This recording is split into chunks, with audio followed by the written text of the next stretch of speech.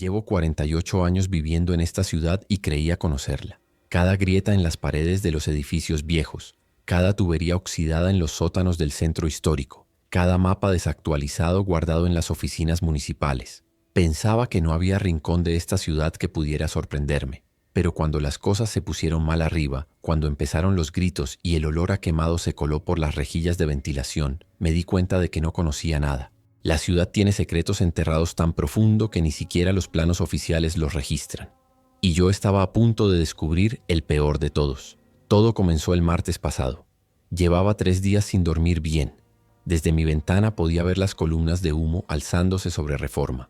Los noticieros ya no transmitían nada coherente, solo pantallas en negro con ese tono de emergencia que te taladra los tímpanos. Mi teléfono dejó de tener señal el lunes por la noche. El último mensaje que recibí fue de mi supervisor. Quédate en casa, no salgas por ningún motivo. Pero quedarme en casa significaba morir de hambre o esperar a que esas cosas llegaran hasta mi edificio, porque ya todos sabíamos lo que estaba pasando, aunque nadie quisiera decirlo en voz alta. La gente se estaba convirtiendo en otra cosa, en algo que te perseguía hasta matarte. Tomé mi mochila de trabajo, la que siempre cargo con herramientas básicas: linterna, llave inglesa, cinta aislante, un par de destornilladores. Metí también 3 botellas de agua y las últimas 2 latas de atún que me quedaban. No pensé en armas porque nunca he sido ese tipo de persona. Soy técnico, no soldado. Mi arma es conocer los edificios mejor que nadie, saber dónde hay una salida cuando todos creen que no la hay. Esa mañana, mientras bajaba las escaleras de mi edificio en silencio, escuché algo raspando la puerta del 3er piso. Un sonido constante, como uñas sobre metal. No me detuve a mirar. Salí por la puerta trasera que da al callejón y corrí hacia Madero. Las calles estaban desiertas, pero no vacías. Había cosas tiradas por todas partes: zapatos, bolsas, manchas oscuras en el pavimento que preferí no examinar. El aire olía diferente. No era solo el humo de los incendios. Era algo más denso, más dulzón, como carne dejada al sol durante días. Me cubrí la nariz con la manga de mi camisa y seguí caminando pegado a las paredes. Cada tanto escuchaba gritos a lo lejos. Algunos eran de terror puro, otros sonaban distintos, guturales, inhumanos. Aceleré el paso. Llegué al acceso del sótano del edificio Guardiola cerca de las 10 de la mañana. Es uno de esos edificios antiguos con fachada Art Deco que lucen bonitos por fuera pero son un desastre por dentro. Conozco ese lugar porque hace 2 años reparamos todo el sistema de drenaje. Durante esas obras encontramos un pasadizo sellado que conducía más abajo, hacia lo que parecía ser parte de los túneles coloniales. El arquitecto nos ordenó taparlo de nuevo y no hablar de ello. Patrimonio histórico sin permisos de exploración, dijo. Pero yo saqué fotos con mi celular y recordaba exactamente dónde estaba.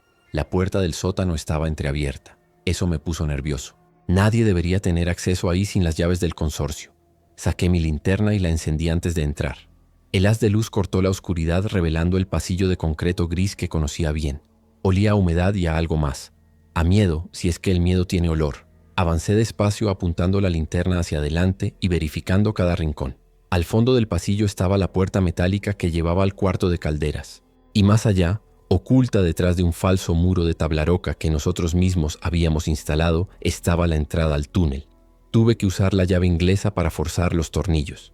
Mis manos temblaban más de lo que me gustaría admitir. No por miedo exactamente, sino por algo peor: incertidumbre. No sabía si bajar ahí era una idea brillante o la peor decisión de mi vida. Pero arriba no había futuro. Arriba solo había muerte caminando en 2 piernas. El último tornillo se dio con un chirrido metálico que resonó demasiado fuerte en el silencio. Me quedé quieto conteniendo la respiración, esperando escuchar si algo había oído ese ruido. Nada, solo mi propia respiración acelerada. El túnel detrás del muro era estrecho. Tuve que agacharme para entrar. Las paredes eran de piedra antigua, el tipo de construcción que data de la época colonial. Podía ver marcas de cincel en algunos bloques. El aire aquí era más fresco que arriba, pero también más pesado, como si la humedad misma tuviera peso. Mi linterna iluminaba apenas 3 metros adelante. Más allá todo era oscuridad absoluta, el tipo de oscuridad que parece tener textura, que casi puedes tocar. Empecé a caminar, contando mis pasos mentalmente. Una vieja costumbre de cuando trabajaba en espacios sin señalización. 1, 2, 3, 4. A los 50 pasos, el túnel se abrió hacia una cámara más amplia. Aquí el techo era más alto, lo suficiente para ponerme de pie completamente. Las paredes tenían manchas de salitre y en algunas zonas crecía un musgo verdoso que brillaba levemente con la luz de mi linterna. Había 3 salidas, una a la izquierda, otra al frente, y una tercera a la derecha que parecía descender en escalones tallados en la roca. Saqué mi celular aunque sabía que no tenía señal. Quería tomar una foto para orientarme después. La pantalla iluminó brevemente el espacio y fue entonces cuando vi algo que me heló la sangre. En la pared del fondo había un símbolo pintado con algo oscuro. No era grafiti moderno. Era viejo, muy viejo. Una especie de cruz invertida con círculos en los extremos. Y debajo, escrito en español antiguo con letras temblorosas: los que duermen abajo no deben despertar. Mi corazón empezó a latir más fuerte. Esto no estaba aquí hace 2 años. O tal vez sí, y nunca lo vimos porque no llegamos tan lejos. Guardé el celular y me obligué a respirar profundo. Eran solo supersticiones de otra época. Tenía que mantenerme racional. Los monstruos reales estaban arriba, no aquí abajo. Elegí el túnel del frente porque parecía el más transitado. El suelo ahí estaba más desgastado, como si durante décadas la gente hubiera caminado por ese camino. Avancé otros 100 pasos. El túnel empezó a llenarse de cosas modernas: tuberías de PVC, cables eléctricos cubiertos de polvo, cajas de empalme oxidadas. Estaba entrando en la infraestructura del siglo XX. Eso me dio algo de tranquilidad. Conocía esto. Sabía leer estos sistemas. A los pocos metros encontré una compuerta metálica con un candado nuevo. Demasiado nuevo. Brillaba bajo la luz de mi linterna como si lo hubieran instalado hace poco. No tenía las herramientas para forzar ese candado sin hacer ruido, así que lo examiné con cuidado. Era de combinación, 4 dígitos. Probé algunas secuencias obvias. Erohokel 0, 1234, el año actual. Nada. Entonces noté algo grabado en el metal de la compuerta, casi imperceptible. M14 1986. M14. Refugio Municipal 14. Lo había leído en documentos viejos de Protección Civil cuando investigaba los planos del subsuelo. Un refugio antibombas de la Guerra Fría que supuestamente nunca se terminó de construir. Y 1986. Ese año me sonaba. Probé la combinación. 1986. El candado se abrió con un clic. Empujé la compuerta con cuidado. Chirriaba pero cedió. Del otro lado había una escalera metálica que descendía en espiral. Podía ver luz abajo. Luz artificial, tenue pero constante. Alguien había estado aquí recientemente. O peor, alguien todavía estaba aquí. Bajé despacio, probando cada escalón antes de poner todo mi peso. El metal estaba frío y húmedo. Algunas secciones tenían óxido que se desprendía bajo mis botas. Conté 23 escalones hasta llegar a un rellano. Desde ahí se veía la fuente de la luz, una bombilla incandescente colgando de un cable pelado. Funcionaba con un generador. Podía escuchar el zumbido sordo en algún lugar cercano. El rellano daba a un pasillo de concreto armado. Esto ya no era construcción colonial. Esto era puro búnker militar. Las paredes tenían ese grosor característico diseñado para resistir explosiones. Cada 5 metros había una puerta de acero con ventanillas de vidrio reforzado. La mayoría estaban cerradas. A través de las ventanillas podía ver cuartos vacíos con catres oxidados y cajas de cartón deshechas por la humedad. Este lugar llevaba décadas abandonado. Pero alguien había reactivado el generador. ¿Quién? ¿Y por qué ahora? Seguí el pasillo hasta llegar a una sala más grande. Aquí había una mesa larga de metal con sillas plegables alrededor. En las paredes colgaban carteles desteñidos con instrucciones de emergencia en caso de ataque nuclear. Las ilustraciones mostraban familias sonrientes, escondiéndose bajo escritorios. Una propaganda tranquilizadora de una época en que la gente creía que podía sobrevivir al apocalipsis siguiendo pasos simples. ¡Qué ingenuos éramos! En la mesa había restos recientes de comida, envolturas de barras energéticas, botellas de agua vacías. Y algo más perturbador: un mapa del metro de Ciudad de México con varias estaciones marcadas en rojo. Me acerqué al mapa. Las estaciones marcadas formaban un patrón irregular que se concentraba en el centro histórico. Zócalo, Allende, Bellas Artes, Hidalgo. Todas estaban conectadas por líneas dibujadas con marcador negro. Y en cada línea había una nota escrita a mano. Acceso bloqueado. Infectados nivel 3. No intentar. Alguien había estado mapeando el brote desde aquí abajo. Alguien que sabía exactamente qué estaba pasando arriba y había decidido documentarlo. Busqué más pistas sobre quién podría ser esa persona, pero no encontré nada. Solo ese mapa y la sensación creciente de que no estaba tan solo como pensaba. Un ruido me sacó de mis pensamientos. Venía de más adelante, del otro extremo de la sala. Era un golpe metálico repetitivo, como si alguien estuviera intentando abrir algo a martillazos. Me quedé inmóvil, apagué mi linterna y esperé. El golpeteo continuó durante unos segundos más y luego cesó. Silencio absoluto, demasiado absoluto. Hasta el zumbido del generador parecía haberse apagado. Sentí un sudor frío bajando por mi espalda. Esto no me gustaba, nada de esto me gustaba. Pero no podía volver atrás. Arriba no había nada para mí. Solo quedaba seguir adelante. Encendí de nuevo la linterna, esta vez en modo bajo para no llamar mucho la atención. Avancé hacia el origen del ruido con pasos lentos y medidos. Al final de la sala había otra puerta de acero, esta más pesada que las anteriores. Tenía una rueda de cierre hermético, como las que ves en submarinos. Y sobre la puerta, grabado en el metal con letras industriales: Refugio Municipal 14, capacidad 200 personas, sellado por Orden Federal 1986. Ahí estaba. El refugio que creía que nunca se había terminado existía, y estaba sellado. Pero alguien había intentado abrirlo. Podía ver marcas frescas de herramientas alrededor de la rueda de cierre. Agarré la rueda con ambas manos y tiré. No se movió. Probé en sentido contrario. Tampoco. Estaba trabada. Usé mi llave inglesa como palanca y apliqué toda mi fuerza. La rueda chirrió y giró apenas unos centímetros. Luego otro poco más. El metal protestaba como si llevara décadas sin moverse. Probablemente así era. Sudé durante 5 minutos completos hasta que finalmente la rueda giró completamente y escuché un clic profundo resonando desde dentro de la puerta. Los seguros habían cedido. Empujé y la puerta se abrió hacia adentro con un siseo de aire presurizado escapando. Un olor a cerrado y a químicos viejos me golpeó la cara. Tuve que retroceder tosiendo. Cuando el aire se estabilizó, volví a acercarme. Del otro lado había oscuridad total. Mi linterna apenas penetraba esa negrura. Podía distinguir el contorno de otro pasillo, este más ancho que los anteriores. Y al fondo, muy al fondo, una luz roja parpadeante, como una señal de emergencia. Entré. Mis pasos resonaban diferente aquí. El eco era más largo, más profundo. Este espacio era enorme. Las paredes ya no eran de concreto simple. Tenían placas de plomo instaladas. Podía ver las juntas de soldadura. Este lugar fue diseñado para resistir radiación. Un refugio nuclear real. Mi respiración se volvió más rápida. Estaba entrando en un lugar que llevaba 40 años cerrado. El pasillo se extendía unos 30 metros hasta llegar a una esclusa de aire. 2 puertas metálicas con una cámara intermedia. El protocolo estándar en refugios nucleares para evitar contaminación. La primera puerta estaba abierta. Entré a la cámara intermedia. Era un cuarto pequeño, tal vez de 3 metros cuadrados, con paredes blancas y un panel de controles a la derecha. La mayoría de las luces del panel estaban apagadas, pero una parpadeaba en ámbar con una etiqueta que decía Sistema de ventilación. Stand-by. El generador estaba alimentando algo aquí. Eso significaba que el refugio todavía tenía sistemas activos. Tal vez incluso aire limpio. Presioné el botón verde en el panel. Nada pasó. Probé con el rojo. Un zumbido mecánico llenó la cámara y la segunda puerta empezó a abrirse lentamente, como en cámara lenta. Del otro lado salió una bocanada de aire que olía limpio. Increíblemente limpio comparado con todo lo que había respirado en los últimos días. Entré y la puerta se cerró detrás de mí automáticamente con un sonido neumático. No había botón para abrirla desde este lado.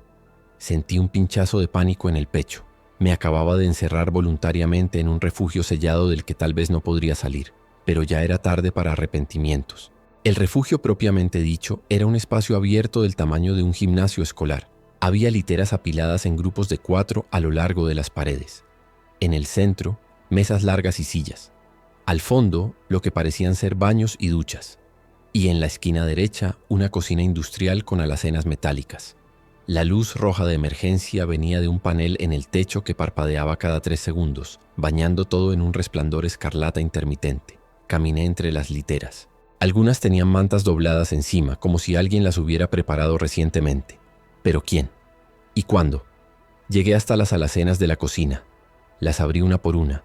Latas de comida militar. Cientos de ellas. Frijoles, carne enlatada, vegetales, frutas en almíbar. Todas con fechas de caducidad de 1985 y 1986, 40 años viejas. Pero las latas de metal selladas pueden durar décadas si se almacenan correctamente. Y este lugar había estado sellado. Sin luz, sin cambios de temperatura bruscos. Teóricamente esta comida todavía podría ser consumible. Tomé una lata de duraznos y la examiné. No tenía abolladuras ni óxido. La abrí con mi navaja. El olor era dulce y normal. Probé un pedazo. Sabía perfectamente bien. Casi me echó a reír. Había encontrado comida. Suficiente comida para meses. Tal vez incluso años si era cuidadoso. Pero entonces vi algo que borró toda mi alegría. En la pared del fondo, escrito con pintura negra en letras enormes, había un mensaje. Las puertas selladas funcionan en ambos sentidos. Y debajo, con letra más pequeña. Si estás leyendo esto, ya es tarde para salir. Lo siento. Dr. H. Linares, 1986. Sentí que el suelo se movía bajo mis pies. Mi mente empezó a procesar lo que eso significaba. La puerta de entrada, la que acababa de cerrarme detrás. No tenía botón de apertura en este lado, y la rueda de cierre estaba del otro lado. Me había encerrado yo mismo. Corrí de vuelta a la esclusa. Busqué desesperadamente algún mecanismo de apertura. Nada, solo metal liso y frío. Empecé a golpear la puerta con mis puños. ¡Abre! ¡Maldita sea, abre! Nadie respondió. Solo el eco de mis propios golpes rebotando en las paredes de plomo. Me dejé caer contra la puerta respirando agitadamente. El pánico me apretaba la garganta. Había sobrevivido 3 días al apocalipsis zombie solo para encerrarme vivo en una tumba de concreto. La ironía era tan cruel que casi dolía. Me quedé ahí sentado durante no sé cuánto tiempo, tal vez minutos, tal vez horas.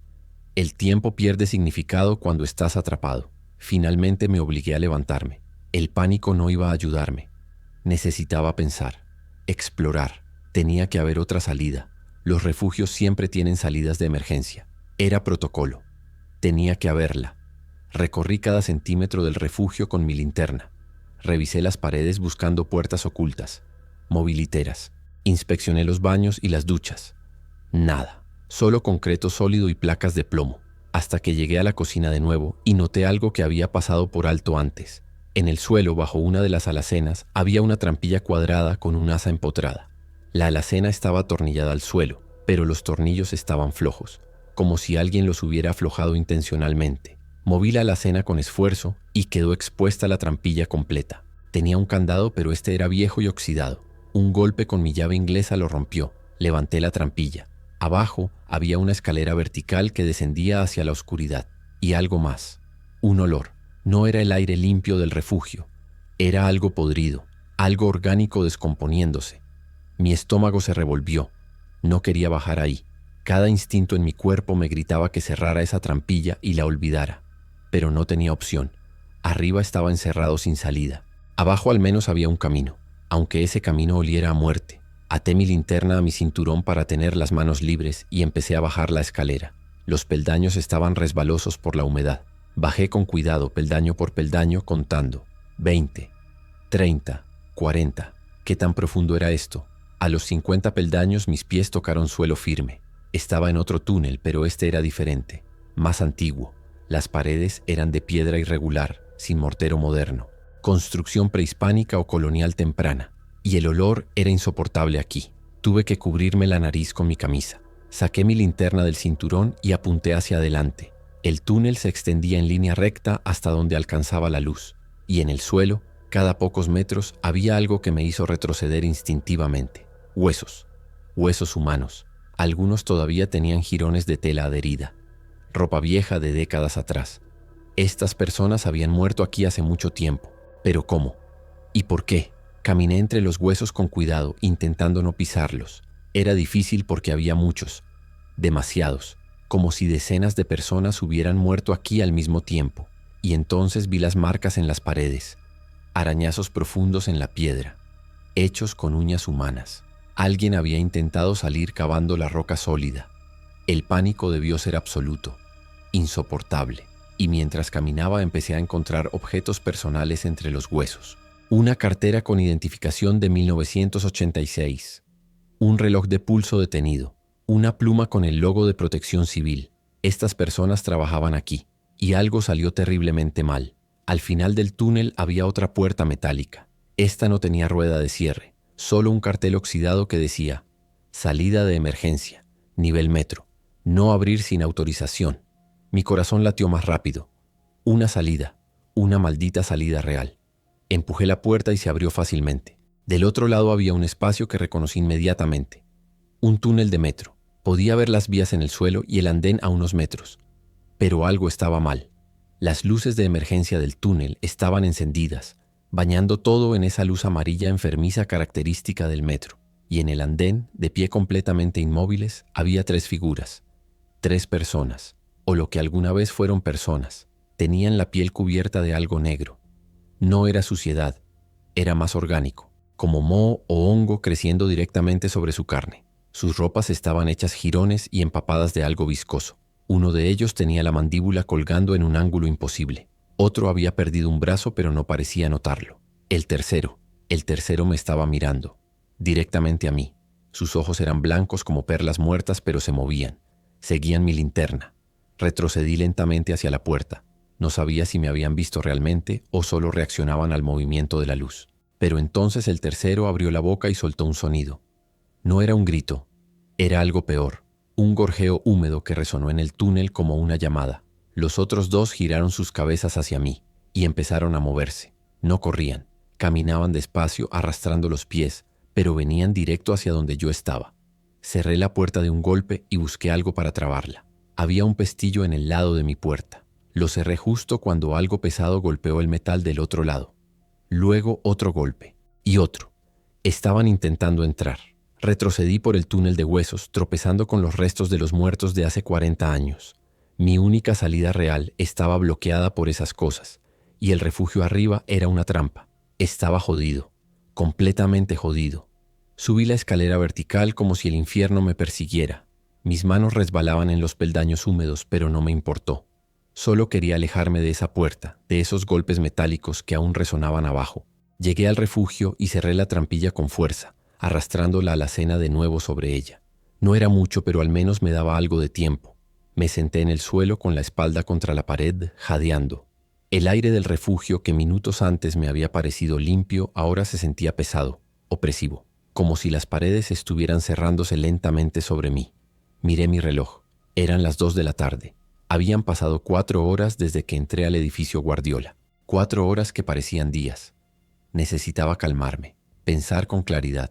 Respiré profundo varias veces, obligando a mi corazón a reducir su ritmo.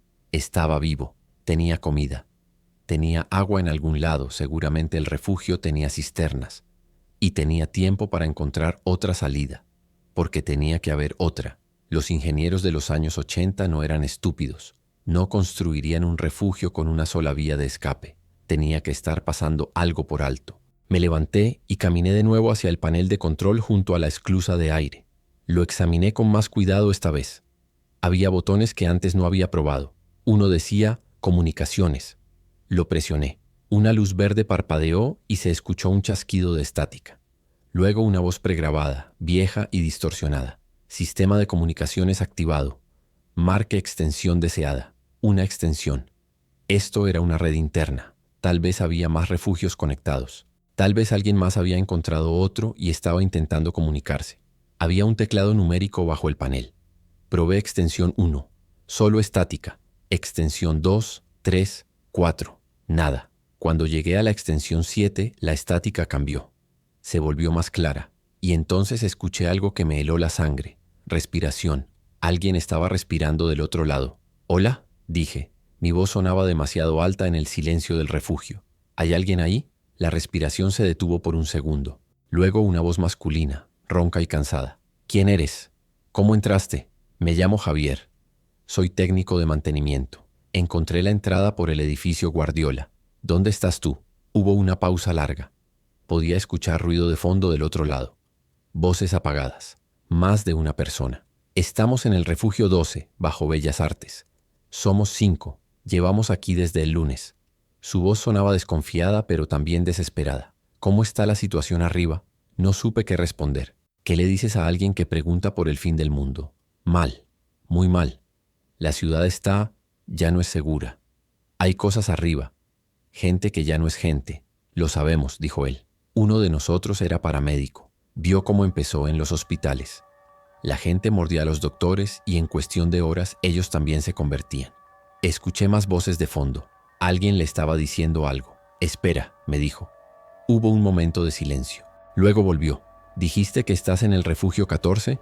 «Sí, bajo el centro histórico». «Mierda. Ese refugio fue sellado en el 86. Hubo un accidente, una fuga de gas experimental.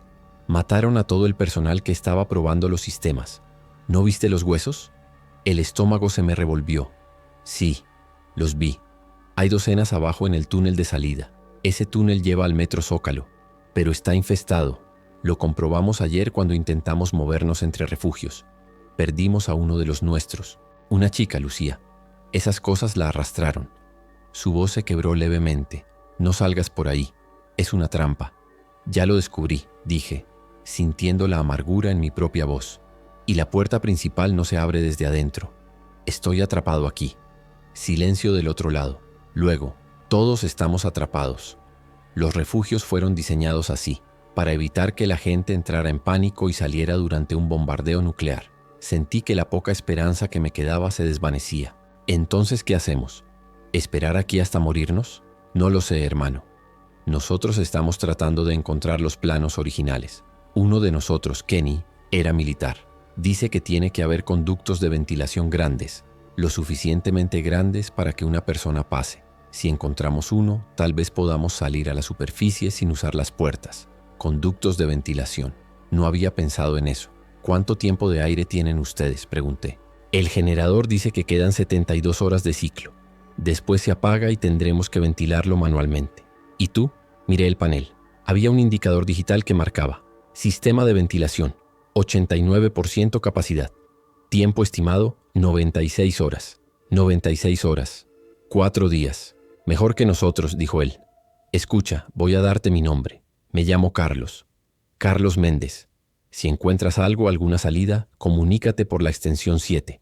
Voy a dejar esto encendido. ¿De acuerdo? De acuerdo, respondí. Suerte, Carlos. Suerte, Javier. La línea se cortó y volvió la estática. Apagué el sistema de comunicaciones para ahorrar energía. Al menos sabía que no estaba completamente solo. Había otros sobrevivientes. Otros igual de jodidos que yo, pero vivos. Eso tenía que contar para algo. Miré alrededor del refugio con ojos nuevos. Si había conductos de ventilación, tenían que estar en el techo. Empecé a buscar rejillas o paneles de acceso. El techo del refugio estaba a unos 4 metros de altura, demasiado alto para alcanzarlo sin ayuda. Arrastré una de las mesas largas hasta el centro y apilé 3 sillas encima. La estructura era inestable, pero si tenía cuidado podría funcionar. Me subí despacio, primero a la mesa, luego a la primera silla. La torre se tambaleó, pero aguantó. Subí a la segunda silla. Desde aquí podía tocar el techo con las manos. Pasé los dedos por el concreto buscando alguna irregularidad. Nada. Solo superficie lisa y fría. Me moví lateralmente, probando diferentes zonas. En la esquina izquierda, cerca de donde estaban los baños, mis dedos encontraron algo diferente. Una juntura. Un panel cuadrado de metal pintado del mismo color que el techo para que no se notara. Empujé hacia arriba. No se dio. Saqué mi destornillador y metí la punta en la juntura, haciendo palanca. El panel se movió 1 centímetro. Otro empujón y se dio completamente, cayendo hacia un lado con un ruido metálico. Quedó expuesto un ducto cuadrado de unos 60 centímetros de ancho, negro como boca de lobo. Apunté mi linterna hacia adentro. El ducto se extendía horizontalmente unos 2 metros y luego giraba hacia arriba. Las paredes estaban cubiertas de polvo y telarañas, pero no había moho ni humedad visible. Eso era buena señal. Significaba que el ducto llegaba hasta la superficie, o al menos a una zona más seca. Podía intentar trepar por ahí. Era estrecho, pero yo no soy un hombre grande. Tal vez cabría. El problema era que no sabía dónde llevaba ese ducto. Podría terminar en algún otro sótano sellado. O peor, en algún lugar infestado de esas cosas. Bajé de mi torre improvisada de muebles y fui a buscar más equipo.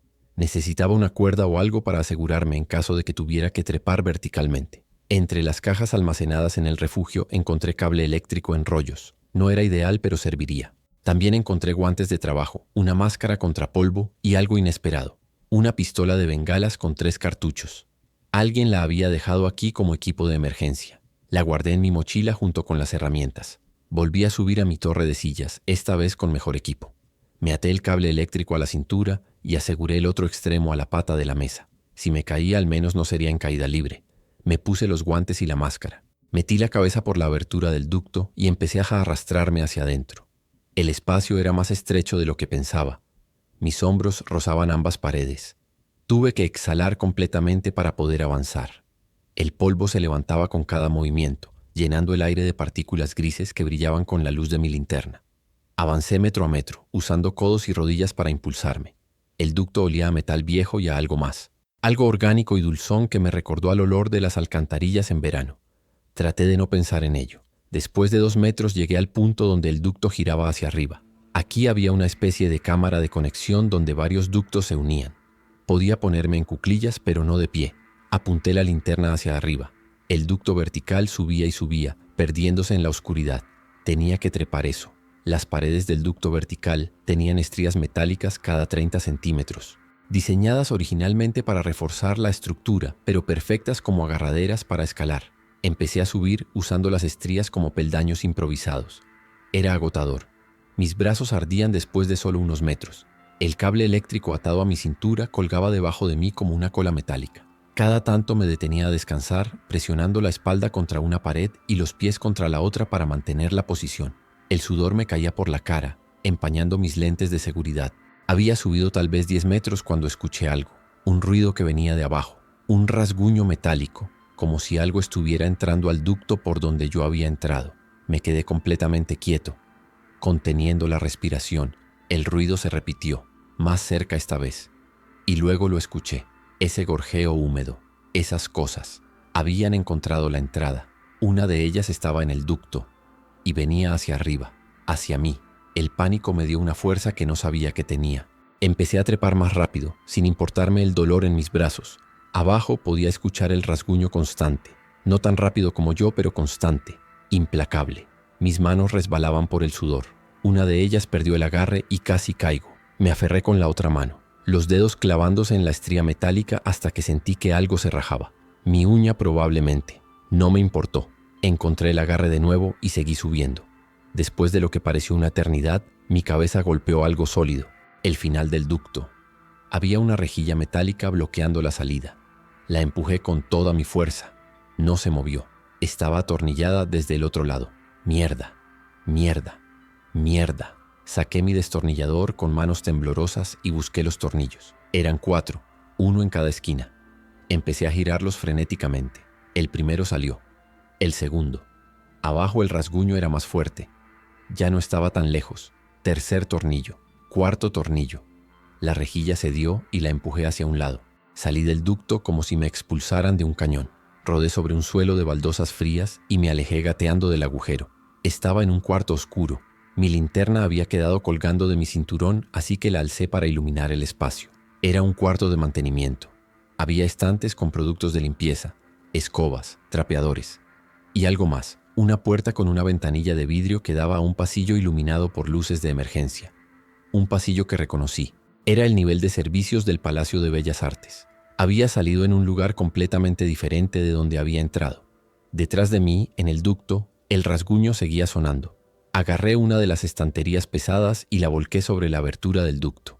No era un sello permanente, pero compraría tiempo. Me levanté con piernas temblorosas y me acerqué a la puerta con ventanilla. El pasillo del otro lado parecía desierto. Las luces de emergencia creaban sombras largas y amenazantes, pero no vi movimiento. Abrí la puerta despacio intentando no hacer ruido. El pasillo olía a desinfectante viejo y a ese olor inconfundible de edificio público abandonado. Caminé por el pasillo con la espalda pegada a la pared. Mi corazón latía tan fuerte que estaba seguro de que cualquier cosa en el edificio podría escucharlo. Cada pocos metros había puertas que daban a oficinas o almacenes, todas cerradas. Al final del pasillo había una escalera que subía. Un cartel decía, planta baja, salida principal. Subí los escalones de 2 en 2. Necesitaba ver. Necesitaba saber qué tan mal estaban las cosas arriba, si había alguna posibilidad de que las calles fueran transitables. Llegué a la planta baja. Aquí el silencio era diferente, más denso, como si el edificio entero estuviera conteniendo la respiración. Las ventanas grandes que daban a la alameda estaban cubiertas con tablas de madera. Alguien había barricado el lugar. Me acerqué a una de las tablas y miré por una rendija entre la madera y el marco. Lo que vi me hizo retroceder. La alameda central, ese parque que había sido siempre un lugar de familias y turistas, ahora era una zona de guerra. Había cuerpos tirados por todas partes. Algunos se movían, otros no, y caminando entre ellos docenas de esas cosas, tal vez cientos, cubiertas de ese moho negro que parecía crecer directamente en su piel. Una de ellas pasó justo frente a la ventana donde yo estaba. Pude verla de cerca. Era una mujer, o había sido una mujer. Su ropa era la de una oficinista. falda, blusa, zapatos de tacón, pero su cara estaba cubierta de hongos negros que crecían desde sus ojos, nariz y boca. Se movía con ese andar característico, lento, arrastrando los pies, pero con un propósito, como si estuviera buscando algo, o a alguien. Retrocedí de la ventana con cuidado y me alejé. No había salida por ahí. No a pie. Sería un suicidio. Exploré el resto de la planta baja. La mayoría de las puertas estaban cerradas con llave, pero encontré una abierta que daba a lo que parecía ser la oficina de seguridad. Dentro había monitores de cámaras de seguridad. La mayoría estaban apagados, pero 2 todavía mostraban imágenes. Una mostraba el vestíbulo principal del palacio. Había algo moviéndose allí. Varias cosas, atrapadas dentro del edificio. La otra cámara mostraba el sótano, el nivel donde estaban los camerinos y las salas de ensayo. Y ahí, en la esquina de la imagen, vi algo que me hizo acercarme a la pantalla. Había gente viva. 3 personas agrupadas en lo que parecía ser uno de los camerinos grandes. Habían movido un piano contra la puerta y estaban sentados detrás de él. Uno era un hombre grande, de complexión militar. Tenía un bate de béisbol en las manos. Otro era una mujer joven, tal vez de 25 años, con el pelo corto y ropa deportiva. Y el tercero era un hombre mayor con lentes y una bata blanca, como de médico o científico. Los 3 se veían exhaustos, asustados, pero vivos. Busqué el panel de comunicaciones en la oficina de seguridad. Tenía que haber un sistema de intercomunicador. Lo encontré debajo del escritorio. Un panel antiguo con botones para cada zona del edificio. Presioné el botón que decía camerinos, nivel sótano. Un chasquido de estática. Luego mi voz salió por los parlantes. Hola, si pueden escucharme, hay alguien en la oficina de seguridad. Planta baja. Estoy vivo y estoy solo. Esperé. Nada. Tal vez no funcionaba. Tal vez ellos no podían responder. Pero entonces, en la pantalla del monitor, vi cómo los 3 levantaban la cabeza al mismo tiempo. Se miraron entre ellos. El hombre grande se acercó a la pared donde había un parlante viejo. Gritó algo. No podía escucharlo, pero leí sus labios. ¿Quién eres? Presioné el botón de nuevo. Mi nombre es Javier. Soy técnico de mantenimiento. Entré por los túneles. ¿Cuántos son? ¿Cuánto tiempo llevan ahí? El hombre volvió a gritar hacia el parlante. Esta vez pude escucharlo débilmente porque su voz era lo suficientemente fuerte. Somos 3. Llevamos 2 días. ¿Puedes sacarnos de aquí? 2 días. Sin comida probablemente. Sin agua limpia. Tenía que ayudarlos. ¿Pero cómo? El vestíbulo principal estaba infestado. No podía bajar por ahí. Pero los túneles conectaban todo el centro histórico. Si el refugio 14 estaba bajo el Zócalo y yo había salido en Bellas Artes, entonces tenía que haber un camino subterráneo entre ambos lugares. Un camino que evitara las calles. Quédense donde están, dije por el intercomunicador. Voy a encontrar una forma de llegar hasta ustedes. No se muevan. No hagan ruido. Volveré. En la pantalla vi cómo el hombre asentía. Le dijo algo a los otros 2. La mujer joven se sentó de nuevo, abrazando sus rodillas.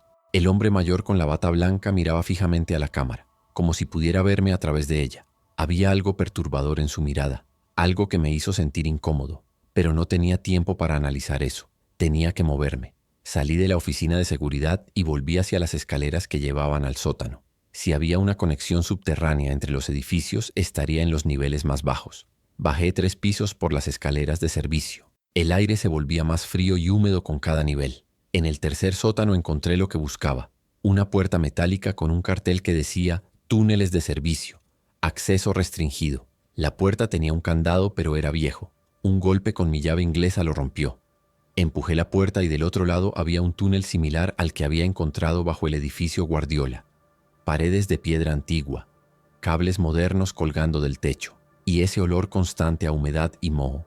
Caminé por el túnel usando mi linterna para orientarme. Había señales viejas en las paredes cada cierto trecho, flechas pintadas indicando direcciones, Palacio de Bellas Artes, Metro Hidalgo, Edificio Correos, Zócalo. Seguí las flechas hacia el Zócalo. El túnel se extendía recto durante unos 50 metros. Luego giraba a la izquierda y empezaba a descender en una pendiente suave. Las paredes aquí tenían marcas extrañas, como rasguños, muchos rasguños, algunos recientes. Otros viejos y cubiertos de óxido o moho. Había caminado tal vez 100 metros cuando escuché agua corriendo, no el goteo lento de una tubería rota, agua corriendo como un río. El túnel se abría a una cámara grande donde confluían varios ductos de drenaje. El agua formaba un arroyo negro que cruzaba la cámara de este a oeste, y flotando en ese agua había cosas, ropa, zapatos, y algo más que preferí no examinar muy de cerca. Tenía que cruzar ese arroyo para continuar hacia el otro lado donde el túnel seguía, pero el agua se veía profunda, y no tenía idea de qué podría haber en ella. Busqué alguna forma de cruzar sin tocar el agua. Había tuberías gruesas corriendo paralelas al techo. Si podía llegar hasta ellas y usarlas como puente, encontré un punto donde una escalera de metal subía hasta la tubería. Trepé con cuidado. La tubería era resbalosa pero ancha, unos 40 centímetros de diámetro. Me senté sobre ella a horcajadas y empecé a moverme lentamente hacia el otro lado. Abajo, el agua negra fluía rápido, llevándose los restos de lo que había sido la ciudad. No miré mucho tiempo. Mantuve los ojos en la tubería y en el otro lado. Estaba a medio camino cuando la tubería vibró, un temblor leve pero perceptible. Me aferré con fuerza abrazando el metal con brazos y piernas. El temblor pasó, luego otro, más fuerte, y entonces escuché un ruido que venía del agua. Un chapoteo. Algo grande se estaba moviendo debajo de mí. Mi linterna iluminó la superficie del agua justo a tiempo para ver algo emerger. Una cabeza, cubierta completamente de ese moho negro, los ojos blancos y muertos mirando hacia arriba, hacia mí. Era uno de ellos, pero este estaba en el agua. ¿Podían nadar? ¿O simplemente caminaban bajo el agua sin necesidad de respirar? No esperé a descubrirlo. Me moví más rápido sobre la tubería, casi perdiendo el equilibrio 2 veces. Abajo, más cabezas emergían. 3, 5, 7, todos mirando hacia arriba, todos moviéndose hacia el punto donde yo estaba. Algunos levantaban los brazos como intentando alcanzarme. Sus dedos negros y podridos apenas rozaban la tubería. Me quedaban 3 metros para el otro lado. 2 metros. 1. Salté de la tubería al piso de concreto del otro lado y rodé. Mi mochila golpeó el suelo con fuerza, pero no me importó. Estaba al otro lado, a salvo, por ahora. Me levanté y miré hacia atrás. Las cosas en el agua seguían ahí, mirándome. No intentaban salir. Solo me observaban con esos ojos muertos, como si estuvieran esperando a que cometiera un error. Me alejé rápidamente y seguí por el túnel. Este se estrechaba más adelante. Tuve que agacharme de nuevo, y entonces vi luz. No luz artificial, luz de día, débil y filtrada, pero definitivamente luz natural. Me acerqué y encontré una rejilla de ventilación en el techo del túnel. A través de ella podía ver la calle. Estaba directamente bajo el zócalo. Podía ver las patas de las bancas del parque. Y algo más. Pies. Docenas de pies arrastrándose sobre el pavimento. La plaza estaba llena de ellos. Continué avanzando por debajo de la plaza. El túnel aquí tenía más ramificaciones, como un hormiguero. Señales viejas indicaban diferentes destinos. Catedral, Palacio Nacional, Portal de Mercaderes. Elegí la que decía Portal de Mercaderes, porque según mis cálculos eso me llevaría cerca de donde los 3 sobrevivientes estaban atrapados en Bellas Artes. Pero cuando llegué al final de ese túnel me encontré con una pared de escombros. Un derrumbe reciente, tal vez causado por alguna explosión arriba. No había forma de pasar. Volví atrás y probé otro túnel. Este llevaba hacia la catedral. Después de 30 metros llegué a otra cámara grande, pero esta era diferente. No era parte de la infraestructura moderna. Era mucho más vieja. Las paredes eran de piedra tallada con símbolos que no reconocía, aztecas probablemente, o anteriores. En el centro de la cámara había algo que parecía un altar de piedra, y sobre el altar, cubiertos de polvo y telarañas, había huesos humanos muy antiguos. Este lugar había sido un templo, y ahora era mi único camino hacia adelante. Crucé la cámara intentando no mirar demasiado el altar. No era supersticioso, pero había algo en ese lugar que me ponía la piel de gallina, como si alguien estuviera observando. Salí por el otro lado hacia otro túnel más estrecho. Este olía diferente, más fresco, como si tuviera mejor ventilación. Seguí adelante y después de unos minutos llegué a una escalera de piedra que subía. La subí con cuidado. Al final había una trampilla de madera vieja. La empujé y se abrió hacia un sótano oscuro. Salí y cerré la trampilla detrás de mí. Estaba en un sótano que olía a incienso viejo y a madera. Había cajas apiladas con etiquetas que decían Sacristía, Catedral Metropolitana. Había llegado a la catedral. Busqué las escaleras que llevaban arriba. Las encontré al fondo del sótano. Subí despacio escuchando atentamente cualquier sonido. La catedral estaba en silencio. Un silencio pesado y antinatural, como si el edificio entero estuviera conteniendo la respiración. Llegué a la planta principal. Las bancas estaban vacías. las velas apagadas, las enormes puertas de entrada estaban cerradas, y en el suelo entre las bancas había manchas oscuras, sangre seca, mucha sangre. Caminé entre las bancas hacia el altar mayor. Necesitaba encontrar otra salida, alguna puerta lateral que diera a una calle menos expuesta. Detrás del altar había una puerta pequeña que llevaba a la sacristía. La abrí con cuidado. La sacristía estaba vacía, pero había señales de lucha. Vestimentas tiradas en el suelo, una silla volcada, y en la pared, escrito con lo que parecía ser sangre, Dios nos ha abandonado. Las letras eran temblorosas, escritas por alguien que sabía que iba a morir. Salí de la sacristía y busqué otras opciones. Había una puerta que daba al campanario. Subí las escaleras estrechas. El campanario tenía ventanas que daban a toda la plaza del Zócalo. Desde ahí podía ver todo. Y lo que vi me quitó cualquier esperanza que pudiera haber tenido. La plaza estaba completamente llena de ellos. Cientos, tal vez miles. Todos moviéndose lentamente en un patrón que parecía aleatorio, pero que tenía algo de organizado. Como si estuvieran patrullando, buscando. Y entonces vi algo que me hizo agarrar el alféizar de la ventana con fuerza. En el cielo, hacia el oeste, había humo. Pero no era el humo de incendios pequeños. Era una columna masiva de humo negro que se alzaba kilómetros hacia el cielo, y podía escuchar, muy a lo lejos, explosiones. No explosiones accidentales. Eran controladas, sistemáticas. El ejército estaba bombardeando la ciudad, o lo que quedaba del ejército. Estaban intentando contener el brote, y nosotros, los que todavía estábamos vivos dentro del perímetro, éramos daño colateral. Bajé del campanario con las piernas temblorosas.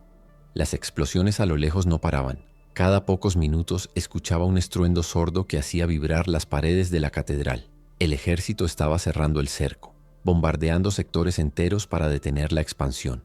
Y nosotros estábamos en el centro de la zona roja. Tenía que moverme rápido. Tenía que llegar hasta esos 3 sobrevivientes en Bellas Artes y encontrar una forma de salir de aquí antes de que las bombas cayeran más cerca. Pero primero necesitaba un plan mejor que simplemente correr por túneles oscuros esperando no toparme con esas cosas. Volví al sótano de la catedral y busqué entre las cajas almacenadas. Tenía que haber algo útil. Encontré velas, incienso, vestimentas religiosas, Biblias viejas. Nada que pudiera ayudarme. Pero en una caja marcada como mantenimiento encontré algo mejor. Un mapa antiguo de los túneles coloniales bajo el centro histórico. Estaba amarillento y algunas partes eran ilegibles, pero mostraba conexiones que yo no conocía. Había un túnel que iba directo desde la catedral hasta el Palacio de Bellas Artes. Un camino más directo que el que había tomado antes. Lo doblé con cuidado y lo guardé en mi mochila. También encontré una linterna de mano más potente que la mía. La probé y funcionaba. Las baterías estaban casi nuevas. Alguien había estado manteniéndola cargada. Tal vez algún sacristán que conocía los túneles y los usaba para moverse entre los edificios sin salir a las calles. Me pregunté qué le habría pasado, si había escapado o si ahora era una de esas cosas caminando allá afuera. Guardé mi linterna vieja y me quedé con la nueva. También tomé un par de velas gruesas y una caja de fósforos. Nunca está de más tener respaldo. Volví a la trampilla que daba a los túneles. Antes de bajar, escuché atentamente. Nada, solo el silencio pesado del subsuelo. Bajé y cerré la trampilla tras de mí. Según el mapa, el túnel que necesitaba estaba a unos 20 metros hacia el este desde donde yo estaba. Caminé contando los pasos, iluminando el camino con la linterna nueva. Su haz era mucho más potente. Podía ver 30 metros adelante sin problema. Eso me daba algo de tranquilidad. Al menos podría ver venir el peligro con anticipación. Encontré la bifurcación que mostraba el mapa. Un túnel estrecho que bajaba en pendiente pronunciada. Las paredes aquí estaban húmedas. Podía escuchar agua corriendo en algún lugar cercano. Probablemente otro ducto de drenaje. El aire olía a tierra mojada y a algo más. Algo químico que no pude identificar. Avancé con cuidado, probando cada paso antes de poner todo mi peso. El suelo estaba resbaloso por la humedad.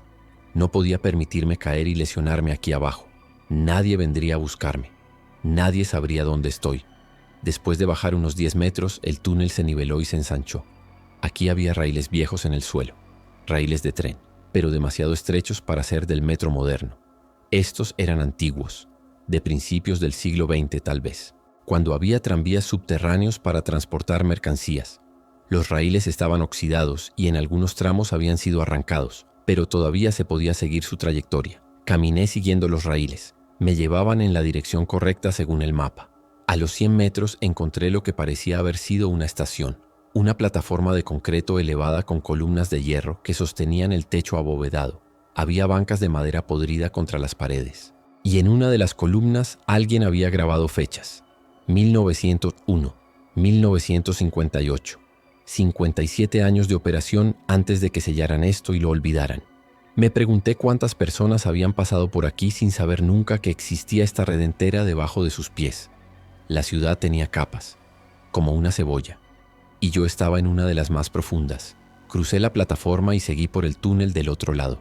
Los raíles continuaban, pero el techo se volvía más bajo. Tuve que agacharme de nuevo, y entonces escuché algo que me hizo detenerme en seco. Voces, voces humanas. Venían de adelante.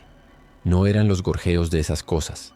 Eran voces claras, hablando en español, discutiendo sobre algo. Me acerqué despacio, apagando mi linterna para no anunciar mi presencia. Conforme avanzaba, las voces se hacían más claras. Eran dos hombres y una mujer, los mismos que había visto en las cámaras de seguridad. «Te digo que no podemos quedarnos aquí más tiempo», decía uno de los hombres. Su voz era grave y autoritaria, probablemente el militar. «La comida se acabó ayer, el agua está casi terminada, y esas cosas saben que estamos aquí. Es cuestión de tiempo antes de que encuentren la forma de entrar». «¿Y a dónde sugieres que vayamos, Kenny?», respondió la mujer. Su voz sonaba cansada pero firme. «Arriba está lleno de ellos. Ya lo viste. Cuando Carlos intentó salir casi lo matan. Aquí al menos estamos a salvo». «Salvo no es lo mismo que vivo», dijo una tercera voz. Esta era más suave, educada. El hombre mayor con la bata blanca. «Moriremos de hambre aquí si no hacemos algo. Necesitamos movernos. Necesitamos encontrar otro refugio, uno con provisiones». «¿Y cómo propones que hagamos eso, doctor?», preguntó Kenny con sarcasmo. «¿Crees que podemos simplemente caminar por las calles como si nada?». «No», respondió el doctor. «Pero hay otra forma. Los túneles. He estado estudiando los planos que encontré en la oficina de mantenimiento. Hay toda una red bajo el centro histórico. Podríamos movernos sin salir a la superficie». Me acerqué más. Podía ver luz ahora. Luz de velas. Estaban en una cámara lateral conectada al túnel principal. Decidí anunciar mi presencia antes de que me descubrieran y pensaran que era una amenaza. «Hola», dije desde la entrada de la cámara. «No soy una amenaza. Soy el que habló con ustedes por el intercomunicador. Javier». Los tres se giraron inmediatamente hacia mí. Kenny levantó el bate de béisbol. La mujer se puso de pie de un salto, adoptando una postura defensiva. Solo el doctor se quedó sentado, mirándome con esos ojos penetrantes que me habían perturbado en la cámara de seguridad. «¿Cómo llegaste aquí?», preguntó Kenny sin bajar el bate. «Por los túneles, como dije que haría. Encontré un mapa en la catedral. Hay caminos que conectan todos los edificios importantes del centro histórico». Kenny me evaluó con la mirada. Era un hombre grande, tal vez 50 años, con cabello militar corto y una cicatriz en la mejilla izquierda. Sus ojos eran fríos, calculadores. Finalmente bajó el bate. «Está bien.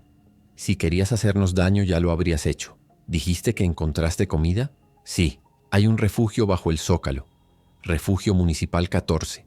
Tiene provisiones para meses. Comida enlatada, agua, generadores funcionando. El problema es que la puerta principal no se abre desde adentro. Quedamos atrapados si entramos». La mujer se acercó. Era más joven de lo que pensaba, tal vez 22 o 23. Tenía el pelo negro corto y ojos verdes intensos. «Soy Marisol», dijo extendiéndome la mano. Se la estreché. Su agarre era firme. «¿Dijiste que hay comida? ¿Y agua limpia?». «Sí, suficiente para un grupo pequeño durante bastante tiempo». «Entonces tenemos que ir», dijo ella mirando a los otros dos. «No tenemos opción». Kenny asintió lentamente. «¿Qué tan lejos está?». «Unos 20 minutos caminando por los túneles. Tal vez 30 si somos cuidadosos».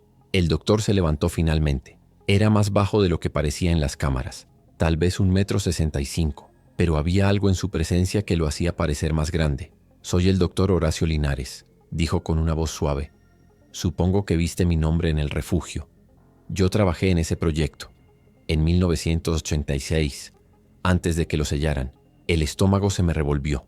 Este era el hombre que había escrito el mensaje en la pared, el que sabía qué había pasado ahí. «¿Tú estabas ahí cuando mataron al personal?», pregunté. Su expresión no cambió. «Yo sobreviví. Los demás no tuvieron esa suerte.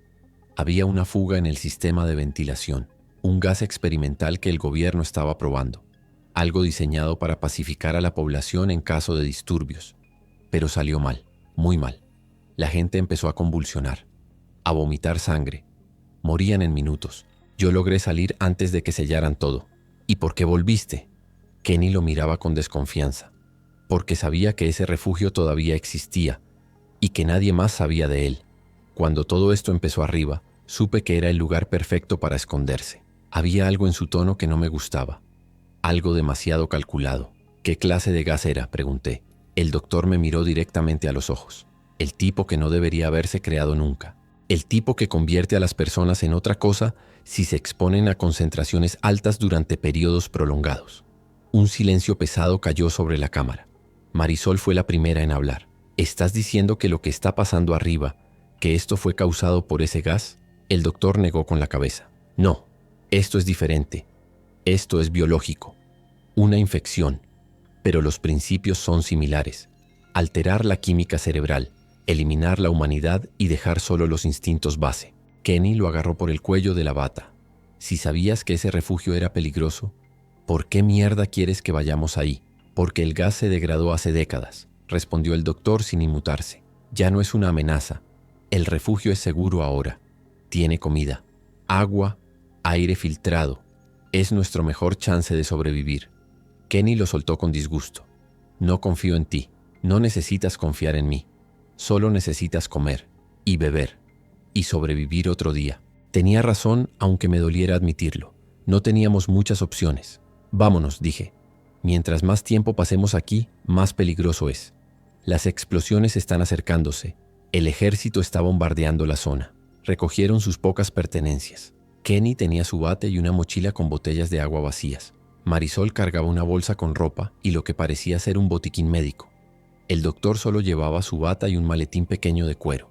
No pregunté qué había dentro. Salimos de la cámara y regresamos al túnel principal. Yo iba adelante con la linterna. Kenny venía detrás de mí con el bate listo. Marisol y el doctor cerraban la marcha. Caminamos en silencio, solo el sonido de nuestros pasos resonando en las paredes de piedra. Habíamos avanzado tal vez 10 minutos cuando Marisol susurró. «Espera». Escuché algo. Nos detuvimos todos. Silencio. Luego lo escuché yo también. Un rasguño. Venía de atrás, de donde habíamos venido. «Muévanse», dije en voz baja. Rápido pero en silencio. Aceleramos el paso. El rasguño se hacía más fuerte, más cercano. Luego se unió otro. Y otro. Eran varios. Nos habían detectado de alguna forma. Tal vez por el olor, tal vez por el sonido, no importaba. Venían. «Corran», dije abandonando cualquier pretensión de silencio. Corrimos por el túnel. La linterna rebotaba en mi mano creando sombras enloquecidas en las paredes. Podía escuchar a los otros detrás de mí. Kenny maldecía entre dientes. Marisol respiraba agitadamente. El doctor no hacía ruido. Solo corría. Detrás de nosotros los rasguños se multiplicaban. Eran muchos. Demasiados. ¿Cómo habían entrado tantos a los túneles? Había otra entrada que yo no conocía. Llegamos a la cámara donde confluían varios túneles. ¿Por dónde?, gritó Kenny. Consulté el mapa mientras corría. Izquierda, el segundo túnel a la izquierda. Giramos todos. Este túnel era más estrecho. Tuvimos que ir en fila india. Yo primero, luego Marisol, el doctor y Kenny cerrando la retaguardia. Podía escuchar cómo Kenny golpeaba algo con el bate. Un sonido húmedo de madera contra carne. «Sigan», gritó. «Están aquí. Están muy cerca».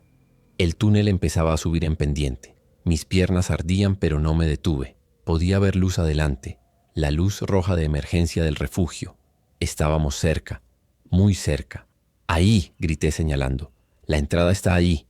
Llegamos a la escalera que subía hacia el refugio. Marisol subió primero, escalando los peldaños de 3 en 3. Yo la seguí. El doctor venía detrás. Y Kenny gritó. Me giré y lo vi cayendo. Algo lo había agarrado del tobillo. Una mano negra y podrida sobresaliendo de la oscuridad del túnel. Bajé 2 escalones y agarré a Kenny del brazo. Tiré con todas mis fuerzas. La cosa que lo tenía agarrado tiraba en dirección contraria. Kenny gritaba de dolor.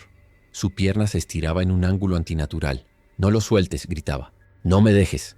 Tiré más fuerte. El doctor apareció a mi lado. Entre los dos logramos arrastrarlo hacia arriba. La cosa del túnel no soltaba. Seguía tirando. Kenny levantó el bate con su mano libre y golpeó hacia abajo. 1 vez, 2 veces, 3 veces. Finalmente la mano lo soltó. Subimos los escalones restantes tropezando. Llegamos a la cámara de la esclusa.